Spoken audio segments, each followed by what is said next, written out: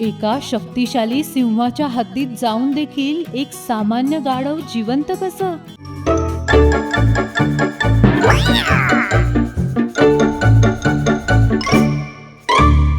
कथा हुशार गाढव. ही गोष्ट 3 दिवसांपूर्वीची आहे. नेहमीप्रमाणे ते गाढव पाठीवरून मालकाच्या धान्यांची पोती वाहून नेत होतं. हा रस्ता त्याने यापूर्वी शेकडो वेळा पार केला होता, पण त्या भर दुपारी काहीतरी गडबड झाली. जंगलात रस्ता 2 दिशांना विभागला गेला होता आणि नकळतपणे त्याने डावीकडचा रस्ता निवडला. तो रस्ता नेहमीचाच वाटत होता, पण तसा तो अजिबात नव्हता. सुरुवातीला सगळं काही ठीक वाटलं, पण हळूहळू आजूबाजूचं दृश्य बदलू लागलं. झाडांची दाटी वाढली आणि तिथली हवा अचानक जड वाटायला लागली. 1 तास चालल्यानंतर त्याला जाणीव झाली की तो रस्ता चुकलाय आणि एका भयंकर जंगलात हरवलाय. त्याने कान टवकारले. गावातील आवाज, बाजारातला गोंधळ किंवा माणसांची चाहूल घेण्याचा प्रयत्न केला, पण तिथे भयंकर शांतता होती.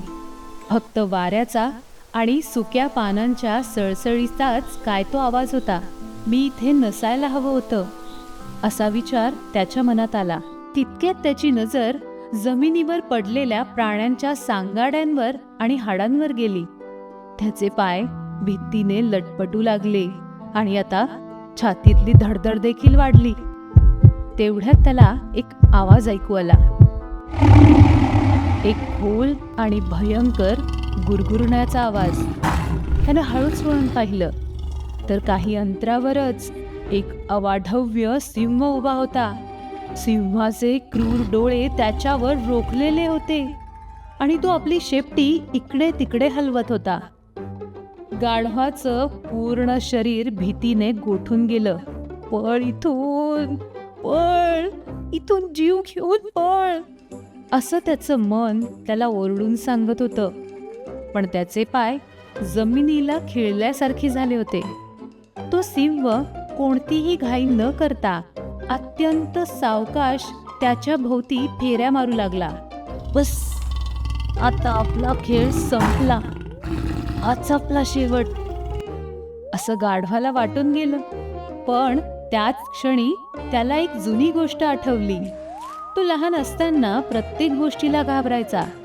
तेव्हा त्याच्या मालकाने त्याला सांगितलं होतं, जो संकटासमोर अजिबात भीती दाखवत नाही तो कोणत्याही बलाढ्य शत्रूला गोंधळात टाकू शकतो. त्याने एक मोठा थरथरणारा श्वास घेतला आणि मग त्याने असं काही केलं ज्याचं त्याला स्वतःलाही आश्चर्य वाटलं. तो तिथेच त्या खुंखार सिंहासमोर शांतपणे खाली बसला आणि चक्क गवत खायला लागला. त्याच्या भोवती फेऱ्या मारणारा सिंह अचानक थांबला.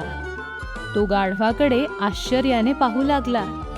सिंहाच्या उपस्थितीत आजवर कोणत्याही प्राण्याने असं शांतपणे बसून गवत खाल्लं नव्हतं.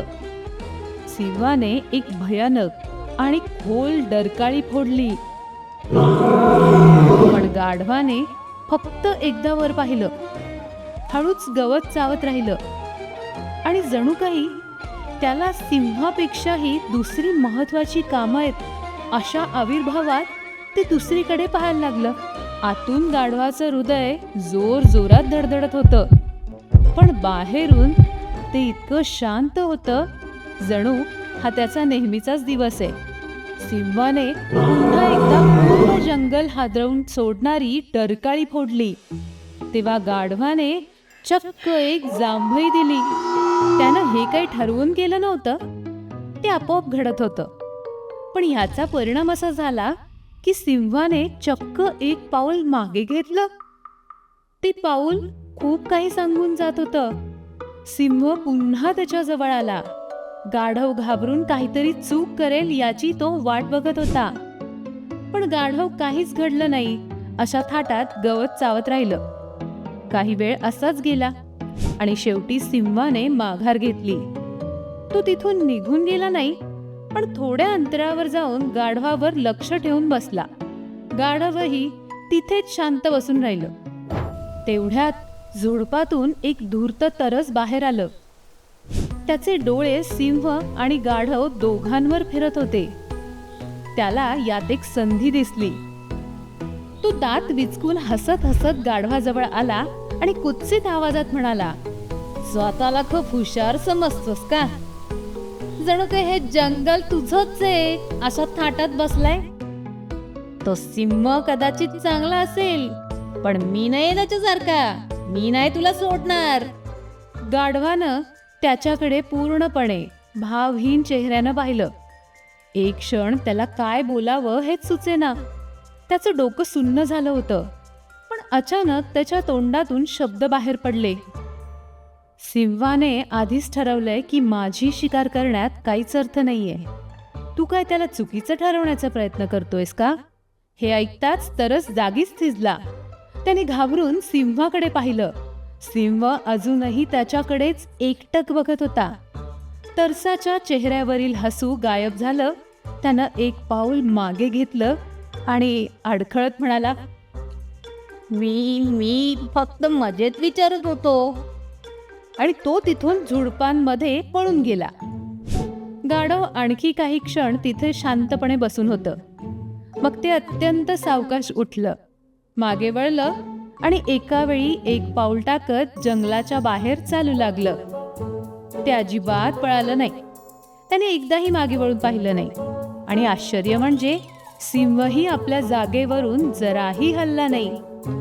संकट आणि शत्रू नेहमी तुमच्या डोळ्यात भीती शोधत असतात, पण जेव्हा तुम्ही त्यांना ती भीती दाखवत नाही तेव्हा त्यांना तुमचं नेमकं काय करायचं हेच समजत नाही. त्यामुळे खरा प्रश्न हा आहे की जेव्हा तुमच्या आतला आवाज तुम्हाला पळून जा असं ओरडून सांगतो, तेव्हा तुम्ही बाहेरून स्वतःला शांत ठेवू शकता का? बघितली शांततेची ताकद? ही कथा कशी वाटली याचा अभिप्राय नक्की द्या. आणि हो, लाईक, सबस्क्राईब आणि शेअर करायला विसरू नका. ऐकत रहा कथा.